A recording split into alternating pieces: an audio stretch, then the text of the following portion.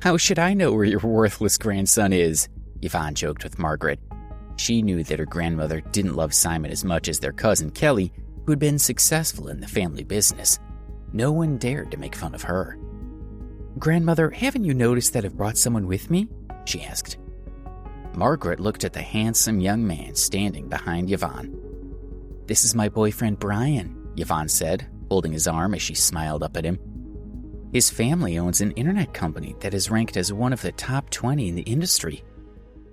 Nice to meet you, grandmother, Brian said as he smiled and extended his hand to her, looking like a perfect gentleman. Hello, Margaret said, shaking his hand as she scanned him with her sharp eyes. You did look like a rich kid. She briefly asked Brian questions, and he answered them all appropriately, which impressed her. My granddaughter is a little naughty, she said, smiling at him. Although she's almost 20, she still acts like a high school student. Don't worry, I like her personality, he said, glancing lovingly at Yvon. And we're quite compatible. As everyone watched this exchange, they were envious. This was the first time Margaret had met Brian, and she was treating him with courtesy. Judging by her tone, she seemed to have accepted him into the family. Brian's background was indeed compatible with the Phillips family, and he looked like he would be successful in the future.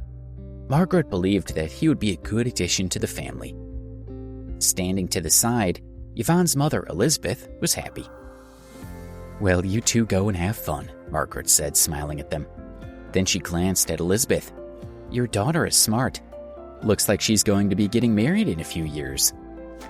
Elizabeth beamed with pride. Margaret was satisfied with Brian and was happy with Elizabeth for having such a good daughter. Margaret slowly walked over to Alice, who immediately bowed her head slightly. Look at her, Elizabeth thought. She's just putting on an act. Alice's daughter Kelly had been successful at everything she did, and Margaret had always placed her above Elizabeth's children. Where's Kelly? Margaret asked Alice. Why isn't she here yet? She's not avoiding me because I told her to find a boyfriend, is she? Of course not, Alice denied. I just called her. She's on her way and should be here soon. That's good, Margaret said, nodding.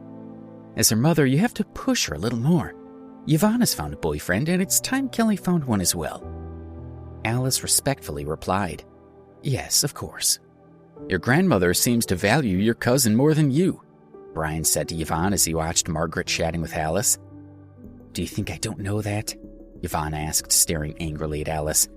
Since we were young, Kelly could do no wrong, and she's always been the favored grandchild. In the last 2 years, grandmother's been determined to find a husband for her.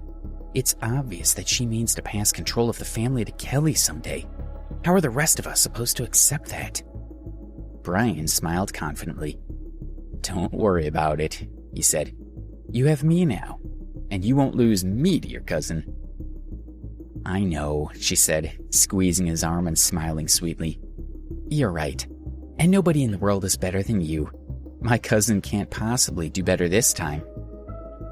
Brian wrapped an arm around her shoulders, and his gaze held a trace of evil. Since he intended to be the favored son-in-law, he couldn't let Margaret hand control of the family over to someone else. A white man slowly approached. Kelly's here, called the young man, taking advantage of her arrival to get a little attention. Everyone looked over to see Kelly drive to the left side of the gate and park her.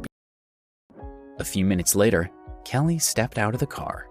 She wore a short dress which showed off her long legs, and her face was beautiful. Brian had seen a lot of pretty young girls, but Kelly was much prettier than any of them.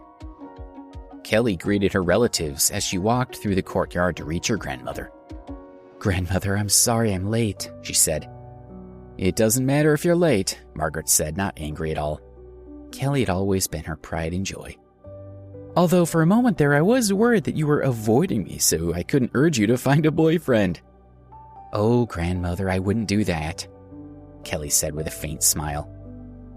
Hello, Mrs. Phillips, Sharon said. Kelly invited me. I hope that's okay. She and Kelly had been classmates since kindergarten, and they were very close, so Kelly often brought her to family gatherings. Margaret spoke to Sharon for a while. and then she noticed a young man standing behind Kelly. Everyone was staring at him, sizing him up and trying to guess his identity. This boy was dressed very plainly, like a poor country boy.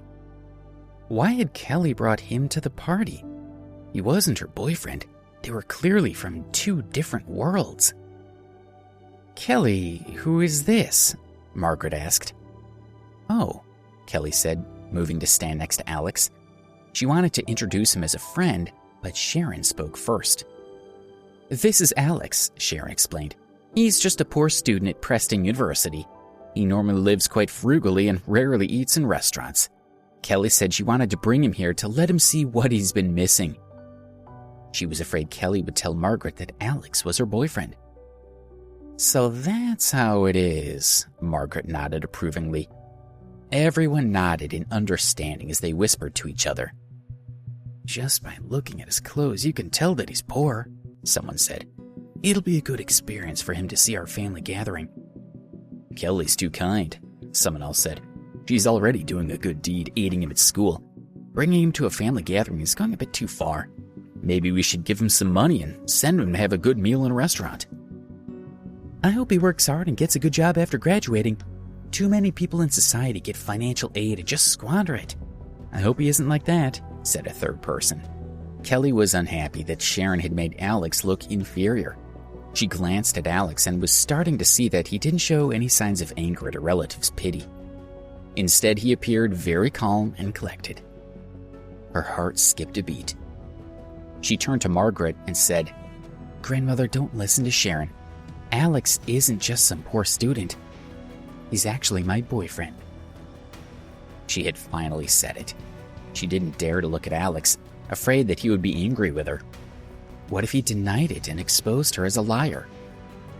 Alex was surprised by Kelly's announcement. A wry smile appeared on his face. He should have guessed this would happen when he agreed to come to the party, but he simply hadn't thought it through. Margaret was stunned, as was everyone else.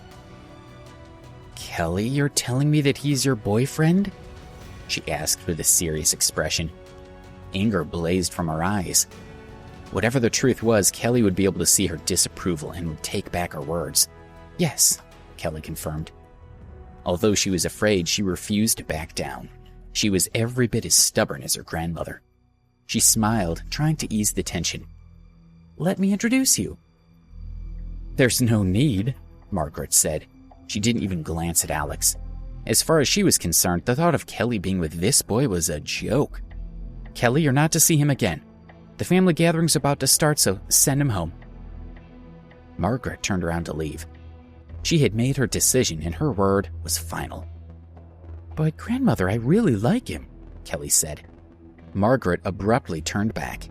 Kelly was blatantly disobeying her words, which was something that no one in the family dared to do. If it had been anyone else, she would have been furious, but Kelly was her favorite grandchild. "Kelly, you know perfectly well why I don't approve of him," she said, controlling her anger. "And I refuse to repeat myself, so let him go." "Your grandmother's doing this for your own good," Alice said, coming to stand next to Kelly. "Listen to her. If it makes you feel better, then we can help him find a job after he graduates, but you have to let him go."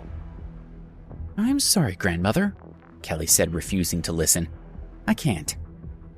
"What?" Margaret said, glaring at her. It had been years since she had been this angry. When she realized how determined Kelly looked, she was at a loss for words. "Deal with your daughter," Margaret said angrily as she looked at Alice. Please subscribe to the Pocket FM YouTube channel and press the bell icon for instant notification. Check out our channel for more such exciting shows.